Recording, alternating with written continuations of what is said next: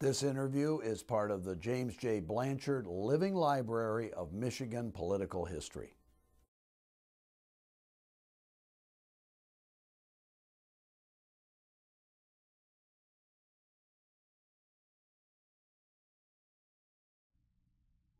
Robert P. Griffin has had an exciting and remarkable political career that has spanned nearly 40 years of Michigan and American political history.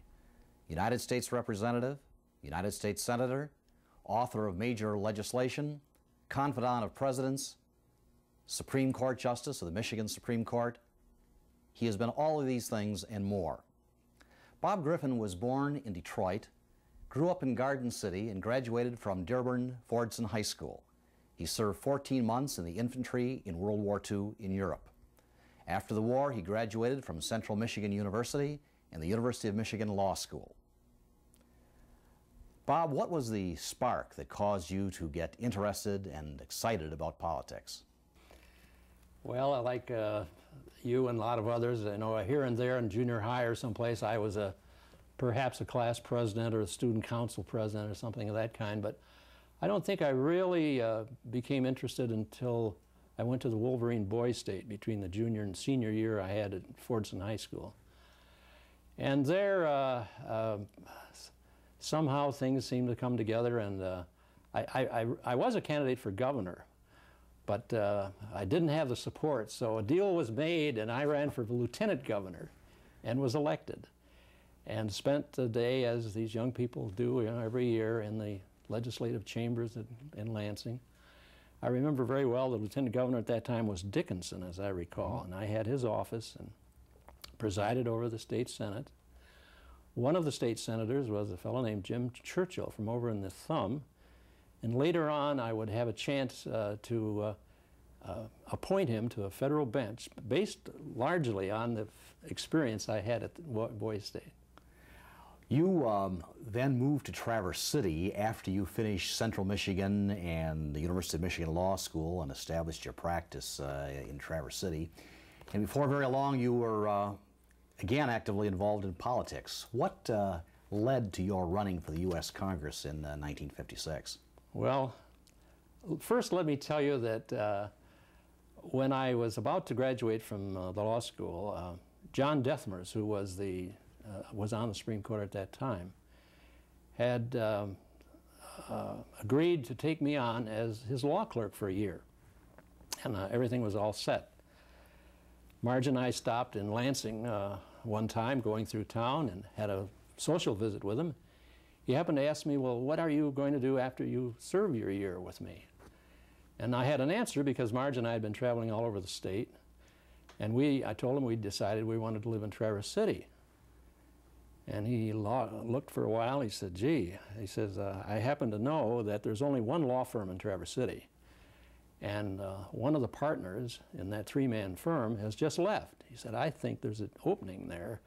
I hate to lose you, he said. I don't know if he meant it. I'm sure he did. But he said, I'm going to call up Bob Murchie and see if they're looking for somebody. And he did. And that led us to Traverse City. We didn't get a chance, but you know, my career started in a sense with the Michigan Supreme Court and in a sense ended with the Michigan Supreme Court. I thought maybe I'd put that in. Right. And so I practiced law here in Traverse City for, I was in my fifth year. By that time I had become precinct captain for the Republican Party. And in that capacity, got well acquainted with Bill Milliken, who was the county Republican chairman. First thing you know, Bill wanted me to be the county Republican chairman, and I was. And things went along, moving up toward the 1956 election. Our incumbent Congresswoman, Ruth Thompson, was getting up in years. She had served 3 terms in the House of Representatives, and unfortunately had gotten into a lot of political trouble because of the way, I guess, she handled a matter which we also refer to as the Air Force base. The Air Force was going to locate a base in this part of the state. And I think maybe if she looked back on it afterwards, she might have said, well, now wherever the Air Force wants to put it will be fine with me if it'll serve national defense. But she didn't do that, did she? But she didn't do that, unfortunately.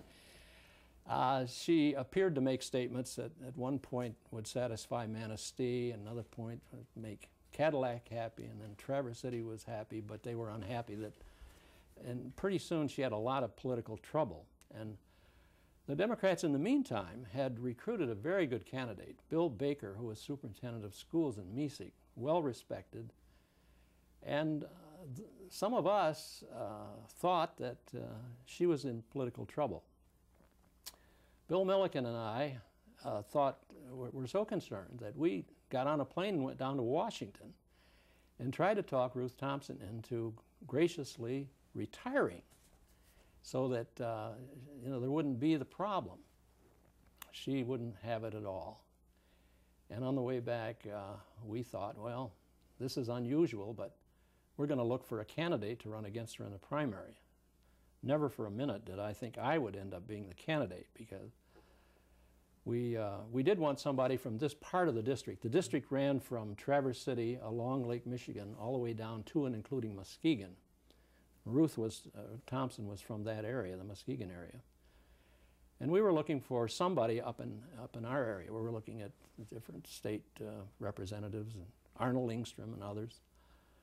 But the logical people weren't interested, didn't want to go to Washington. Bill Milliken didn't want to go to Washington. He had his eye on Lansing. And it just happened that one day I was sitting in Les Biederman's office telling him my woes as county chairman and what I thought the situation looked like.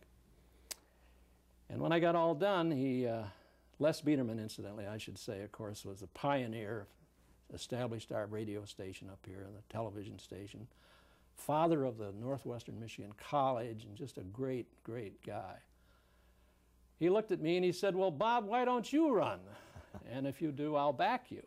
And that just about floored me, because I had only been in Traverse City a short period of time. I went home and told my wife about that, and she thought I was nuts. How she put up with ever going along with it, I'll never know, but she was a wonderful person then, and she always has been ever since then. She's been a wonderful support. Plus, she gave you an added advantage in that primary campaign because she was from Ludington, in the central part of the district. Right. Yeah. You also had a campaign manager, Albert Engel Jr., from Muskegon County, who was the son of a former congressman from the 9th District preceding Ruth Thompson. And Al was just a great campaign chairman.